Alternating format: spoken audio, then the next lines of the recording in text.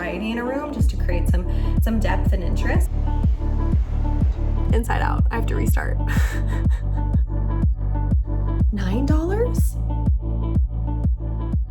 What is up, YouTube? Welcome back to my channel. We are in our primary bedroom and we are doing a little bedroom refresh.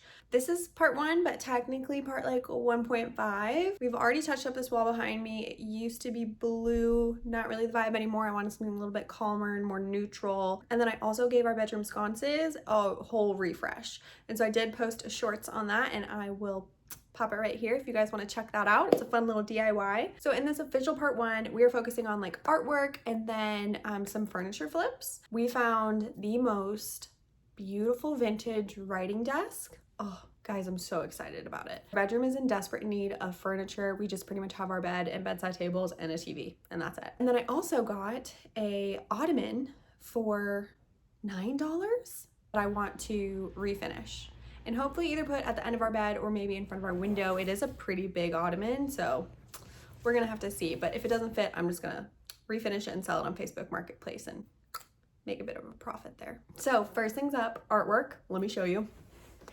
So we have this little number that I thought was really pretty and neutral that we're gonna put over the bed. If you're ever unsure about the size of like frames or artwork or whatever it may be that you want to put on the wall, use painter's tape, because that will just help give you a visual of kind of what might look best. And then above this vintage writing desk, isn't she perfect? If I can find these, I will link them in the description in case you guys are interested.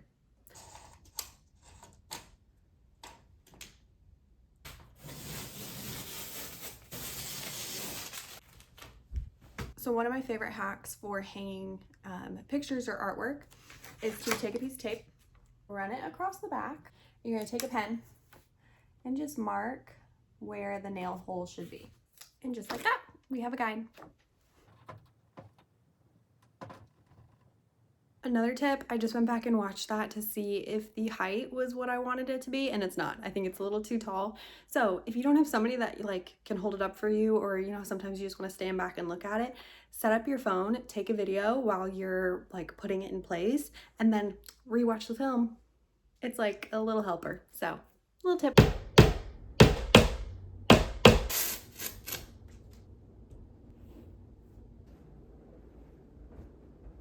Crazy how much just like one piece of artwork can impact a room. But this was probably the least exciting part of the whole room refresh, so let's get to good stuff. Okay, here's the desk. It clearly needs a lot of work, but that's okay. I got my work clothes on. We're gonna give it a little bit of love. Now we are gonna paint it.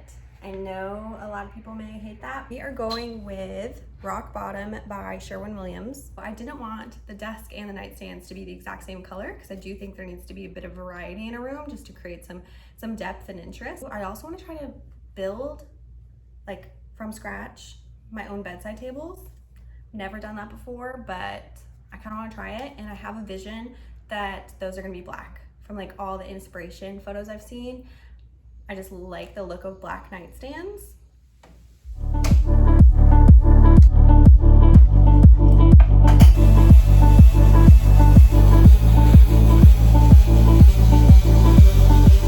Okay, a couple updates. First of all, I moved the table into the shade because it's so hot. It's 97 degrees out. And then also, as I'm sanding it, there's like a weird smell. So I'm just gonna wear my mask just in case, because that's freaking me out a bit. So the top is in pretty rough shape, a lot of scratches. So I just took wood filler, water, and sawdust, mixing it together to create this like paste. And then I'm just gonna pour it over the top and then like scrape it on to help fill in all these like tiny, tiny little scratches.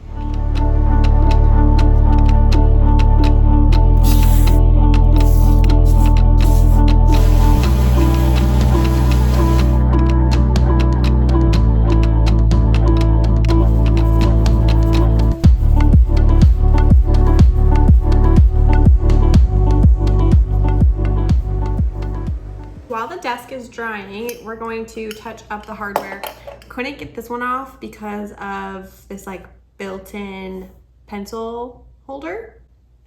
That's okay. I just had to paint around it. I'm gonna take Rub and Buff hold please. I'm gonna take Rub and Buff in European Gold and just kind of touch up some of these like details to make it pop a little bit. And then I also have this wallpaper that I'm obsessed with. I use this in my daughter's nursery. I was thinking I could just line the two like bigger compartments in the drawer with it, and that will just be an added like feminine touch for my desk up there. See how it just gives like an added little shine there to touch it up? I thought that was a pretty detail, and I think I'm just gonna go around like the edges and whatnot too, and just help those pop as well.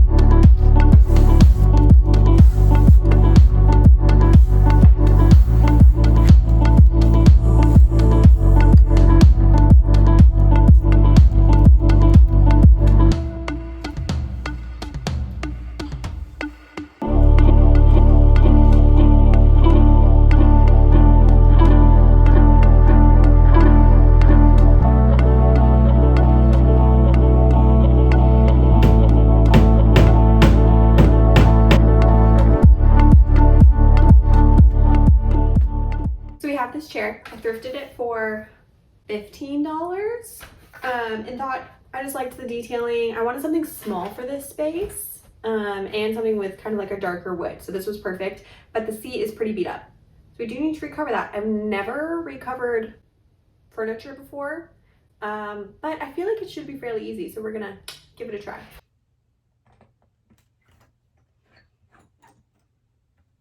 If you have hardwood floors, this is great. You can get it in like a stain that kind of matches the tone of your floors, but this is great for covering up scratches. So I'm just going to use it to touch up some scratches on this chair. This is the fabric I got. It's really pretty, just kind of like a textured.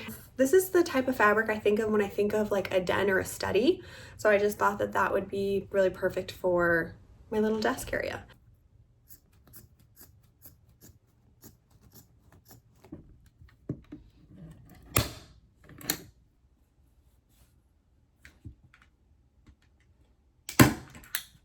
I did it inside out. I have to restart.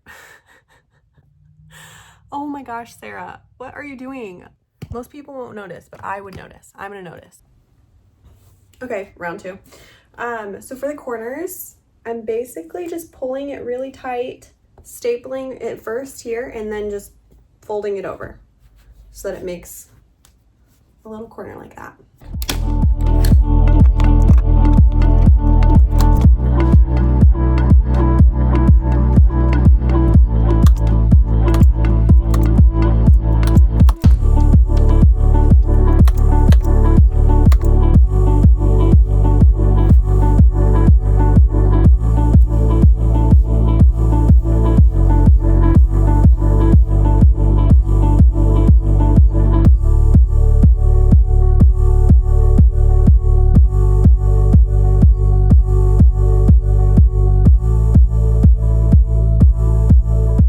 This room is already feeling so much better. I am absolutely loving the new details, but we are not done yet. We have some more projects to do and some decorating, so stay tuned for more content really soon. Alrighty, bye guys.